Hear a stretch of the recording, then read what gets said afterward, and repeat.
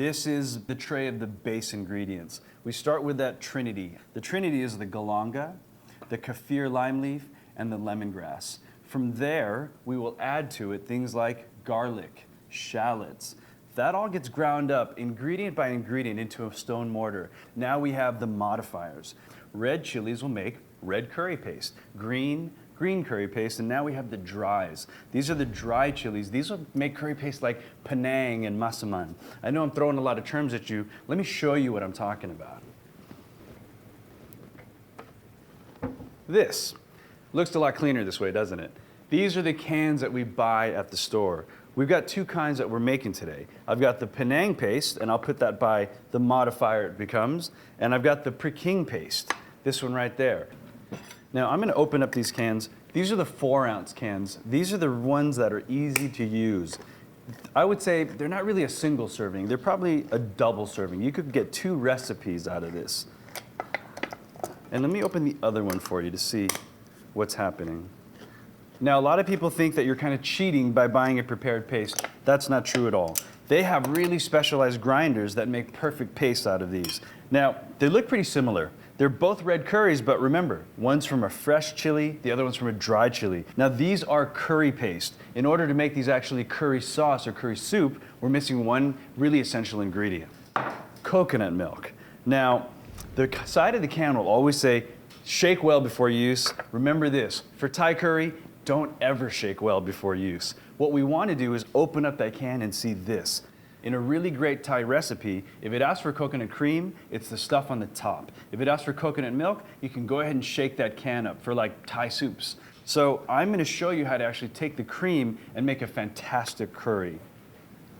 The coconut cream, just off the top, that's exactly what we want. Take a little bit of the paste, work it into the cream, and you basically have the fat and the flavor here together, and you're going to take the spatulas and really work them together. Now remember, all the paste was herbs and spices and aromatics and roots. All those things have to really lend their flavor. Now don't fear the heat, folks. See this frying? That's a good thing. Take this down to the point where you think, oh my gosh, it's going to burn. And that's when it's the right moment to add the rest of that coconut milk.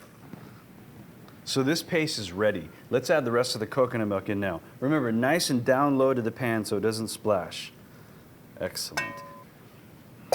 So with coconut milk in, I can really bring this up to temperature. The idea now is reduction. And the way to get reduction is bring up that heat all the way, let it come to a full rolling boil, and let it come down. Heat's high. I'm going to make sure the paste and the coconut milk are well combined before I move on to my vegetables. That looks great. So while that goes, I'm going to keep an eye on it, but I'm going to start my veg prep. So I'm grabbing my bell pepper and my cinque squash. Real simple. We're just going to kind of peel off these top layer, this armor, and it's a very simple process. Take a nice serrated peeler and just keep going. The first time you push through, you'll get kind of the ridges. After we get down to the actual flesh, this is that part that's going to be really sweet. It's almost like a semi-soft zucchini. That's perfect right there. Center everything on your board. So take off these tops that are inedible. No coins, okay? None of these. Instead of a 90-degree angle, how about a 45-degree angle? And then just make one slice. Tip to the top, quarter turn, angle cut. This is called an oblique or a barrel roll if you want a really fancy name for it. So there's one. I'm going to make my little push plate now. So I'm going to push that forward, grab my little mise en place plate, and let me show you how to navigate the bell pepper in a real easy way. Okay? If you cut midway between the edge of the stem and the pepper, you're going to get a perfect tile. And what happens is, this is what you're left with. You can take it, put it on its side, and just cut that final tile. Now, I'm just gonna lay it down.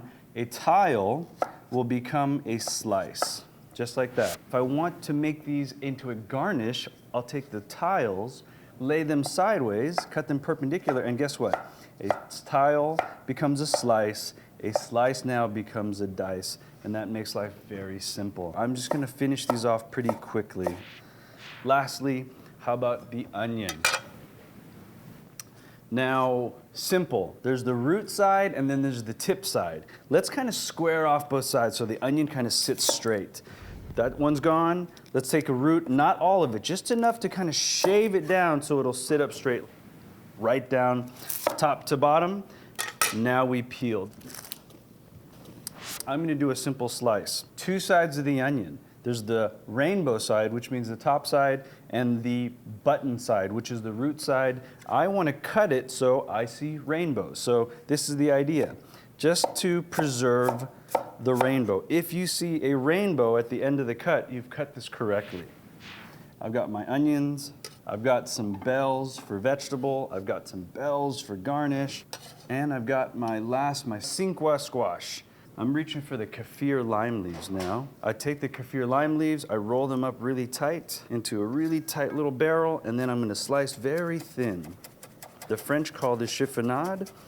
This is gonna help give us some aromatic. That's going right into the curry.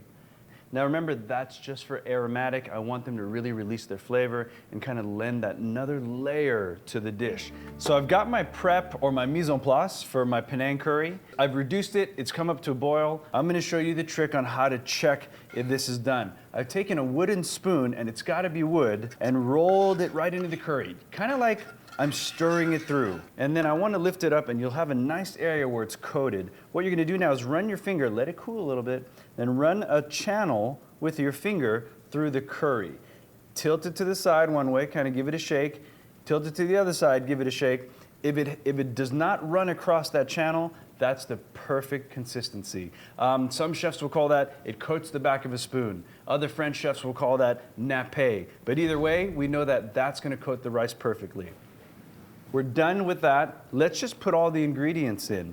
Now it's really just kind of poaching. The chicken will go in, we'll get a lot of love, and it'll come up gently and be really tender. The vegetables, remember, that's on the thick side. So the vegetables have a lot of moisture in them. So we're gonna add a little bit of the onion, we're gonna add a little bit of the bells. I'm gonna save those little ones for garnish. I'm gonna put the big ones in now, and we're gonna add our squash in there. And that's gonna be the base of our vegetables. And I'm gonna stir that in and just kind of let that poach up. That really means kind of a lower flame. So let's see where our flame is. Let's bring that up to kind of medium so we can get that poaching going on. It's simmering away, it's poaching away, it's almost done. So let's put the final ingredients in. I've got the bamboo shoots here. Now that's gonna give you even another vegetable to bulk it up and make it even healthier. Second, basil. This is that Thai basil that we found in the store. And you see, I'm using it all. The little stems, the whole leaves, I'm not really being picky. So I'm just gonna twist it, throw it right in, because we want the aromatics from this. We really want to bulk this up. Let me stir that in, and then season. Now, we're on the yum, remember? We're always chasing the yum. So in there, we've got some heat from the curry paste. We've got a little salt, because the curry paste has a touch of salt. Let's finish it up. I need to add a little more salt, a little bit of fish sauce. I need to add a little sweet, and that'll be from sugar. Just a touch. I just want a little bit. That's perfect. And now, the tamarind. I do want to talk about tamarind a little bit. It's a potted fruit that grows on the tree. We really just need to get that pulp out of it. So I'm going to put a little water in here, fill that up. So you're just kind of smashing the fruit and the essence out of this, and you want to leave the seeds behind. The tamarind is a really nice, clean, sour ingredient. Beautiful. And it's got a really nice kind of fruity flavor. So all my seasonings are good. Let me give that a stir. That's probably going to take a minute. Curry's looking good. Remember the rule, taste before you serve. That's very, very important. It's velvety. It's got all those layers that I'm looking for. And I want to make sure I get a little of everything. Chicken, all the vegetables we put in, that cinque squash. Oh, that's wonderful. Nice. Am I missing anything? I've got all my vegetables in.